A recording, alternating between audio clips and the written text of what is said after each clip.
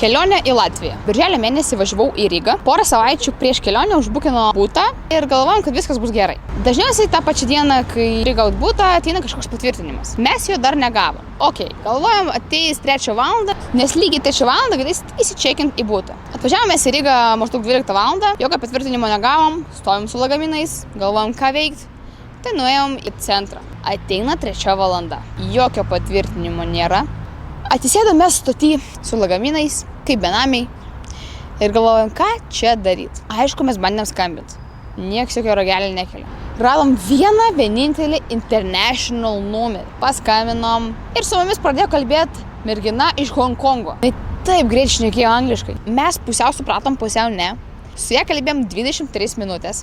Ačiū Dievui, jinai padėjo išspręsti mūsų problemą. Tai grąžino mums pinigus už praeitą būtą, gavomės naują būtą brangesnį, nors pagal jį nepasakyčiau, kad jis buvo labai brangesnis. Ir dar iki šiol turi mums grąžinti kompensaciją. Ateičiai, kai žiūrit per bookingą, bandykit iš anksto susisiekti su šeimininkais ir ar tikrai yra viskas gerai.